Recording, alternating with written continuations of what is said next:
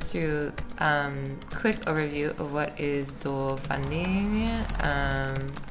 How do we do this? How do we make it happen? Well, the first thing we have to do is we have to write a new protocol, which involves new message formats. We're calling this channel establishment, v2, as opposed to the current one, which is v1. What all does the channel establishment entail? It's a series of kind of like messages that two nodes send back and forth to each other. It always starts with an open channel, which is number 2.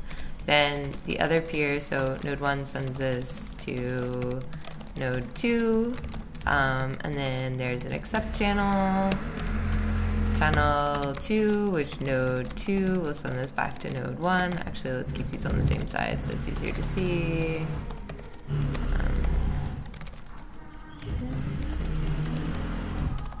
Two.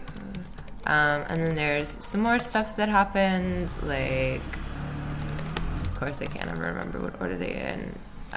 Funding compose to node 1 will send this to node 2, and node 2 will send it back to node 1. And then we send our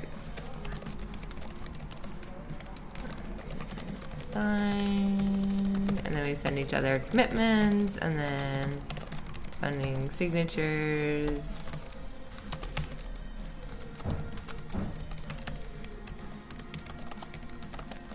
Into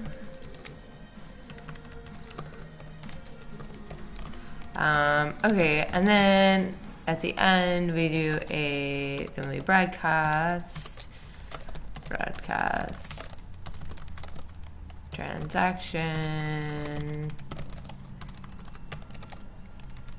and then much later we both send a funding locked.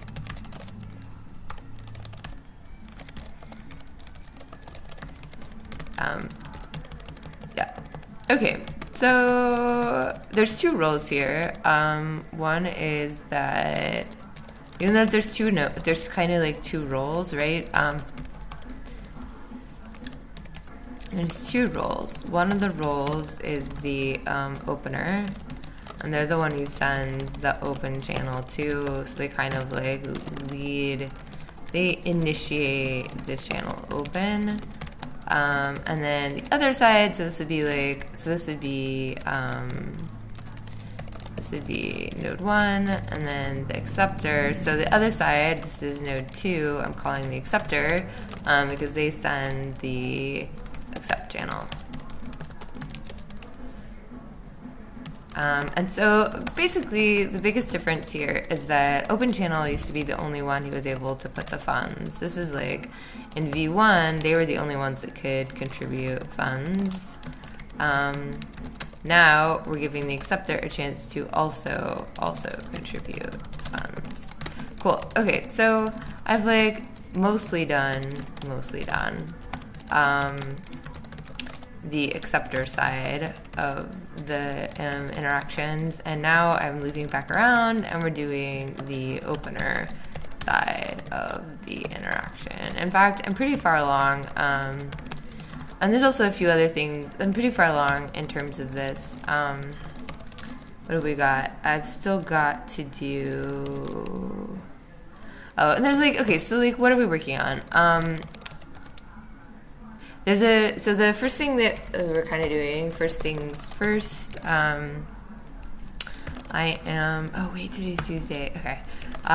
First things first, I am just like codifying the back and forth interaction, which is like the wires, and then after that's done, there's some new capabilities that we need these nodes to have. Excuse me. Like the ability to, as an example, we need the ability to And then there's a few like outstanding questions still. One of the big ones is, how do we handle reserves?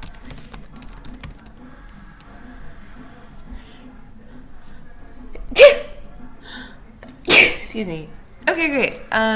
So we're not probably gonna get to this stuff. Oh, so like ability to verify inputs that peer has sent you for the funding transaction. And we also need to be able to, we need like a facility for burning inputs that we've sent to a peer. And then kind of after all of this, or kind of like underlaying all of it, is that and something that I didn't mention is that there's an entire second flow of knitting and RBF. And then accept RBF. So the node 1 would send this to node 2, and they've decided that they want it to go faster, and then node 2 would reply back like, hey, okay, great, I accept. Basically, this is all their signatures for the new funding transaction. Okay. So then there's like the whole RBF flow, which is kind of tricky, but okay, cool. So right now what we're working on is this one, codifying the back and forth interaction in the wires. And I'm basically like, done with the node 2 side, and for node 1, so, you know, I mean, done is I've written some code, I haven't really tested it, which is fine. Rusty's been working on this really great protocol testing library, which hopefully later this week, maybe on Thursday, we can do a preview of it, though no promises. So hopefully by Thursday, I'll have all the both sides done. That'll let me start writing. So then there's like, write has to check things work.